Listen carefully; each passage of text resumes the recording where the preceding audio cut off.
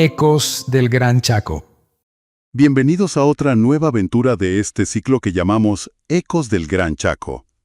Hoy vamos a analizar la presentación en el Instituto Iberoamericano de Berlín del proyecto Impacto Verde. Claro, esa charla llamada Voces del Territorio, que fue, un espacio de diálogo increíble entre referentes comunitarios, científicos e instituciones internacionales. Bueno, vamos a desempacar esto, porque, si uno intenta cultivar algo en el Gran Chaco sudamericano, usando métodos agrícolas convencionales, el sol implacable y las sequías extremas simplemente van a calcinar la tierra.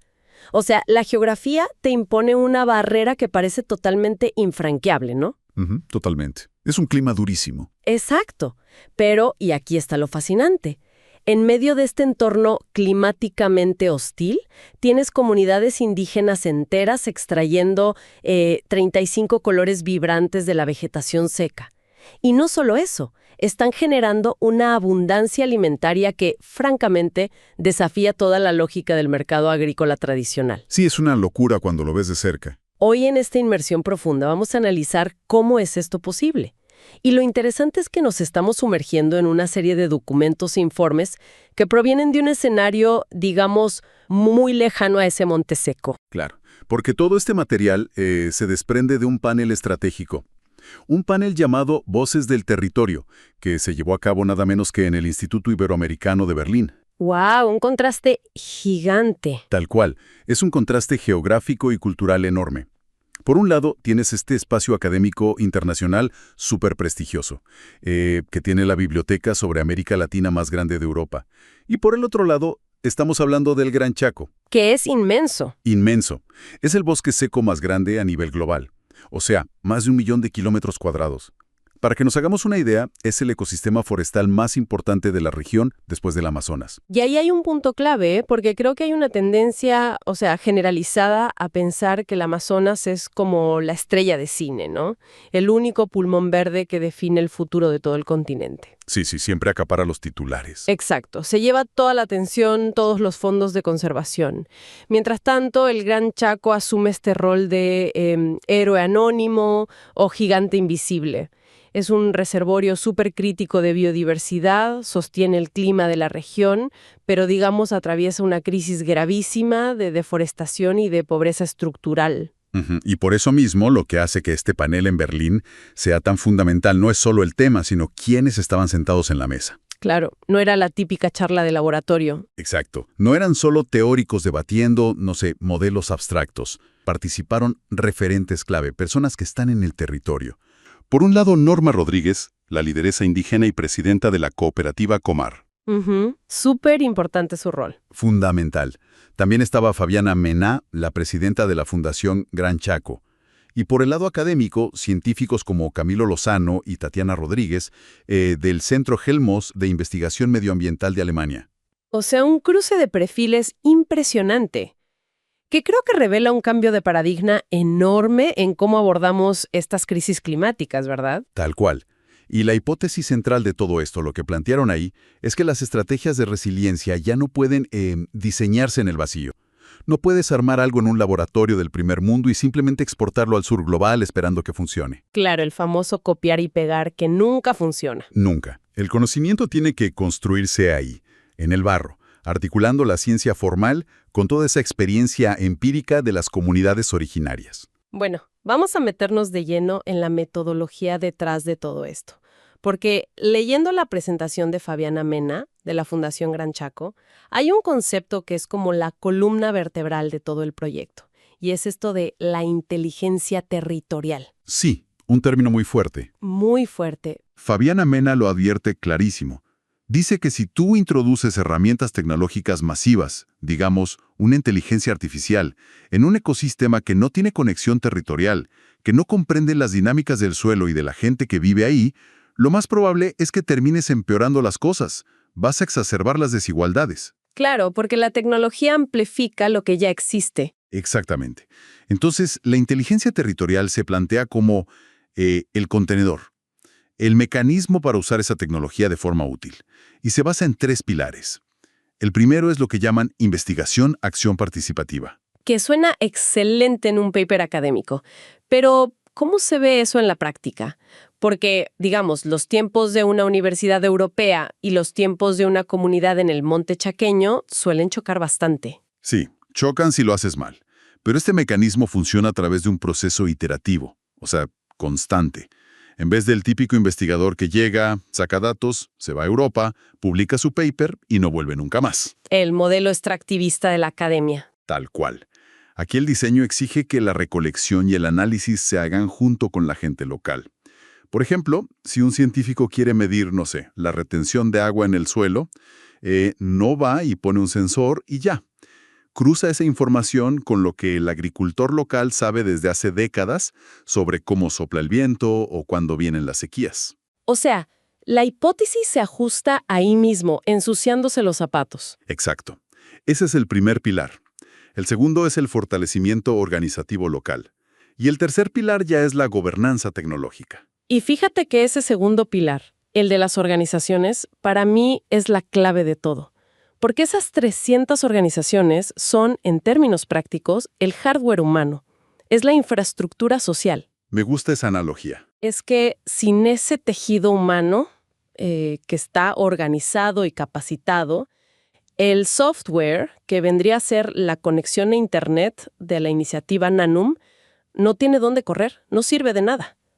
Pero si tienes a la gente, de repente esa red se usa para, no sé, implementar sistemas de alerta temprana para inundaciones o para establecer la trazabilidad de los productos del bosque. Claro, la conectividad ahí se convierte en un multiplicador. Te da agencia local en lugar de volverte dependiente de una empresa externa. Y el impacto real de todo esto se ve clarísimo cuando nos fijamos en quiénes son las personas que están operando ese hardware humano en el terreno. Uy, sí, esto me pareció increíble. Las cifras que mostraron en Berlín apuntan a un liderazgo súper específico que son las mujeres indígenas. Porque los documentos incluyen el testimonio de Norma Rodríguez. Ella es la presidenta de Comar, una cooperativa que hoy día agrupa, escucha esto, a 2.600 mujeres artesanas. ¡Wow! Es un número enorme. Sí, de 29 asociaciones distintas. Y son de las etnias Huichí, Pilagá y Com, en las provincias de Formosa, Salta y Chaco, en Argentina. Y Norma describe algo terrible, que es la anatomía de un mercado hiperabusivo que existía antes de que ellas se organizaran. El aislamiento total. Total. Estas mujeres trabajaban el chaguar, que es esta fibra forestal nativa, pero lo hacían solas, en sus casas. Y como no tenían canales de venta, ni sabían a cuánto se vendían sus cosas en la ciudad, quedaban atrapadas en las manos de los intermediarios. Y desde una perspectiva económica, ese intercambio las ponía en una vulnerabilidad extrema. Porque, a ver, estas artesanas entregaban unas piezas que les tomaban semanas de trabajo manual súper complejo. Y con un conocimiento ancestral enorme. Exacto. Y no les pagaban con dinero justo. Era un sistema de trueque. Las obligaban a cambiar sus artesanías por bienes básicos de consumo.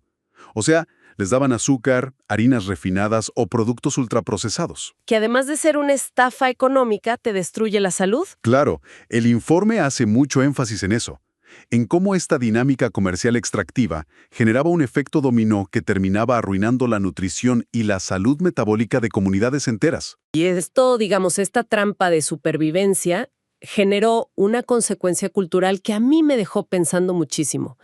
Norma cuenta que ante esta falta de valoración, las mujeres hicieron lo que cualquier ser humano racional haría en un mercado que te castiga. Reducir el esfuerzo. Exacto. Fue como una huelga de colores.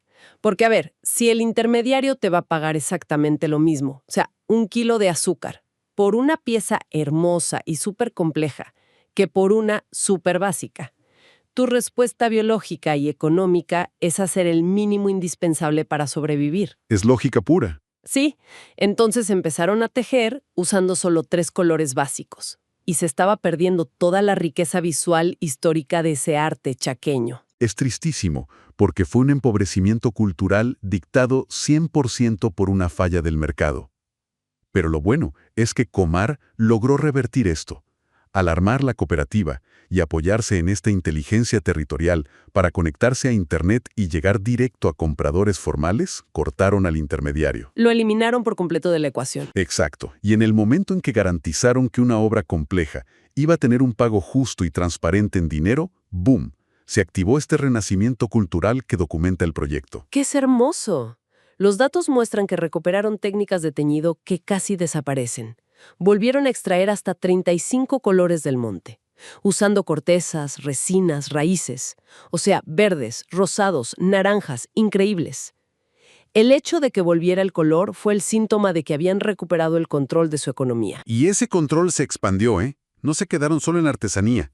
Las cooperativas empezaron a liderar otros proyectos. Huertas, producción de tintes a gran escala. Y lo que a mí más me llamó la atención del informe, la producción de harina de algarroba. Sí, el fruto del algarrobo. Que allí hay una paradoja muy interesante. Totalmente. Y en el foro lo explicaron muy bien. El caso de la algarroba rompe con esta dicotomía típica del desarrollo, donde supuestamente la comercialización siempre compite con la seguridad alimentaria. O vendes o comes. No. Claro, el miedo obvio a que el mercado te deje sin comida. Y era un temor justificado por toda la historia de saqueo de la región. La algarroba se cosecha en verano. Y el miedo era, bueno, si creamos un mercado formal para la harina, las familias están tan necesitadas de efectivo que van a vender absolutamente todo. Y cuando llegue el invierno chaqueño, que es durísimo, no van a tener que comer. O sea, la lógica económica te dice que la pobreza extrema te obliga a liquidar tus activos ya mismo. Exacto. Pero lo que muestran los datos de la Fundación Gran Chaco es que pasó todo lo contrario. O sea, el efecto fue inverso. Antes, la algarroba se caía del árbol y se pudría porque no había cómo molerla ni cómo guardarla. No había incentivos. No, pero cuando pusieron molinos comunitarios y les aseguraron un precio justo, la recolección se disparó de una manera tremenda. Las familias juntaron volúmenes inmensos, vendieron una parte para tener dinero rápido y guardaron el resto. Y por primera vez en años, tenían harina de sobra para comer durante todo el invierno. Es brillante. Lograron, digamos, alinear el incentivo comercial con la soberanía alimentaria. Ganaron por ambos lados. Exacto. Pero claro, si empezamos a hablar de expandir la recolección, de hacer huertas más grandes, de plantar más chaguar, nos topamos con una pared de concreto. Y esa pared es el clima. El Gran Chaco es semiárido. Las temperaturas son extremas y faltan lluvias todo el tiempo. ¿Cómo mantienes ese nivel de producción sin secar las napas subterráneas o depender de riegos carísimos que son inviables? Y ahí es justo donde la historia da un giro técnico que me encantó. Ahí entran los científicos alemanes que mencionamos, Camilo Lozano y Tatiana Rodríguez, y lo genial es que su solución no fue traer máquinas pesadas ni acueductos gigantes de Europa, fue cambiar la forma en que el suelo interactúa con el clima. Y fíjate cómo hicieron el diagnóstico inicial. Usaron esa investigación participativa con una técnica que llamaron fotovoz. Sí, darle celulares a los jóvenes. Exacto. Les dieron teléfonos a los chicos de la comunidad para que le tomaran fotos a los problemas de su día a día. Y de ahí salieron dos mensajes claros. Uno, la aridez extrema que mataba los cultivos.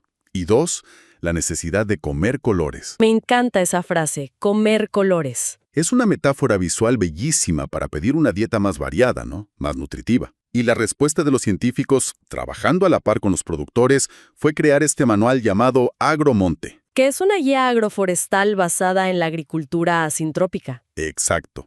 El objetivo no es pelear contra el sol, sino mitigar el impacto térmico, crear un microclima en el suelo para retener cada gota de humedad y cultivar comida bajo un techo de árboles. Y a ver, para que quienes nos escuchan entiendan la magnitud de esto, hay que comparar la sintropía con la agricultura industrial de siempre, porque la convencional opera con lo que se llama altísima entropía. O sea, tú lees los estudios de eficiencia y te das cuenta de que a veces gastan 10 calorías de energía fósil. Dice el fertilizantes, pesticidas. Todo eso. Gastan 10 calorías para poner una sola caloría de alimento en tu mesa. Es un modelo extractivo de suma negativa total. Agota el suelo. En cambio, la sintropía busca acumular energía. Trata de imitar cómo crece un bosque naturalmente. Y mecánicamente lo piensan en 4 dimensiones. A ver, explícame eso de las 4 dimensiones. Las primeras 3 son físicas. O sea, el espacio vertical. Plantas especies distintas muy juntas. Cultivos de raíz abajo, hierbas, arbustos, frutales al medio y árboles altos como el algarrobo arriba de todo. Todo se ayuda. El árbol alto filtra el sol, baja la temperatura y evita que el agua de la planta bajita se evapore. Es como un edificio de departamentos de plantas cooperando. ¿Tal cual? Y la cuarta dimensión es el tiempo. Tú planeas el sistema para que evolucione, reemplazando plantas de ciclo corto con plantas que duran años, para que la biomasa no pare de crecer. Ahora, te digo algo. Cuando uno lee sobre imitar a la naturaleza, es súper fácil caer en el cliché romántico de, bueno, tiro unas semillas mixtas ahí y dejo que la naturaleza sabia haga lo suyo sin intervenir. Uf, sí, es un error súper común. Suena a que es dejar que el monte se vuelva salvaje y ya. Pero lees el manual de Agromonte y te das cuenta de que la carga de trabajo humano y técnico es altísima. O sea, es una intervención constante. Sí, es que el humano es el motor ahí, pero el rol cambia. En vez de echar químicos, tú gestionas los ciclos biológicos. El secreto del agromonte, por ejemplo, es la poda intensiva y sistemática. Podar para cubrir el suelo, ¿verdad? Exacto. Cortan ramas de crecimiento rápido y tiran todo ese material orgánico al piso. Esa capa de hojas actúa como un aislante térmico. Evita que el sol chaqueño calcine los microbios del suelo y guarda la humedad de la lluvia muchísimo más tiempo. Y además está el tema químico. O sea, cuando podas constantemente, las raíces mandan señales químicas al resto de las plantas. Y todo crece más rápido. El humano ahí no es un minero que extrae cosas. Es como el director de una orquesta biológica. Es un catalizador. Y toda esta sincronización entre la gente y el ecosistema nos lleva a un concepto que me pareció el más profundo de todo el panel, que ellos llaman entrenos. Entrenos, que es la forma local de llamar a la transdisciplinariedad. Exactamente, pero visto de forma mucho más práctica. Significa que el conocimiento no es una calle de un solo sentido. Los científicos del Instituto Helmholtz mejoraron sus modelos gracias a cómo las mujeres COM observan la naturaleza desde hace siglos. Claro, un diálogo de saberes real. Sí, y a su vez las cooperativas incorporaron estas métricas de sucesión sintrópica de los científicos. Es asumir que la ciencia encerrada en un cuartito no sirve para nada. El entreno se entiende que el bosque no es una mina de recursos, es una red de relaciones. Relaciones entre plantas, entre humanos, entre los científicos y la comunidad. Todo está conectado. Por eso el informe dice que cada parcela de Agromonte es única. No hay un plano que puedas descargar de internet y copiar. Depende de cómo pega el sol en ese metro cuadrado y de lo que la familia quiere comer o vender. Y eso, digamos, nos pone frente a un dilema enorme para las políticas públicas. El famoso dilema de la escalabilidad. O sea, si destilamos todo lo que hemos charlado hoy, para quienes nos escuchan, la conectividad, las cooperativas de tintes, la agricultura sintrópica, la conclusión es que no hay una bala de plata. No, no hay soluciones mágicas. Ninguna tecnología sola va a salvar al Gran Chaco del colapso climático. Para que algo funcione a gran escala, tiene que ser hiperlocal. Esa es la paradoja. La viabilidad de este lugar gigante requiere una intersección de cosas. Necesitas la inteligencia territorial, que es Internet pero sustentado en gente organizada. Necesitas a las mujeres empoderadas económicamente para frenar a los intermediarios. Y necesitas la ciencia descentralizada. Claro. Entonces el modelo resultante te dice que prosperar no es talar todo para plantar soja. Prosperar es hacer que el bosque sea más denso y más biodiverso para que rinda más económicamente. Pasas de sobrevivir a crear abundancia. Y eso es lo que más destaco, es redefinir la resiliencia climática. Pero bueno, ya para ir cerrando, creo que todo esto nos obliga a mirarnos al espejo, como sociedad, ¿no? Sin duda. Y fíjate, yo les dejaría a quienes nos escuchan esta reflexión. Vivimos en un mundo que está desesperado, o sea, obsesionado, esperando que aparezca un milagro tecnológico. Asumimos que el día de mañana un nuevo algoritmo de IA o una máquina gigante que absorba carbono nos va a salvar en el último minuto. La fe ciega en Silicon Valley. Tal cual. Pero si miras empíricamente lo que está funcionando de verdad en el Gran Chaco, te das cuenta de que la vanguardia de nuestra supervivencia quizás no necesita más cables ni más silicio. Qué fuerte eso. Te demuestra que la inteligencia más avanzada y la más vital que tenemos en el planeta es simplemente la capacidad de una comunidad de cooperar profundamente con su entorno y entre ellos mismos. La gran pregunta es, ¿y si el futuro no depende de la inteligencia artificial, sino de qué tan rápido podamos aprender la inteligencia territorial? Es darle una vuelta de campana a lo que consideramos avanzado. Me parece un cierre perfecto. Te deja pensando que las herramientas ya existen y de hecho están operando ahora mismo en uno de los climas más duros del continente. Bueno, ha sido un análisis fascinante. Nos vemos en la próxima aventura. Recordad seguirnos en los canales oficiales de Redes Chaco y si te gustó este contenido, compártelo con un amigo. Ecos del Gran Chaco.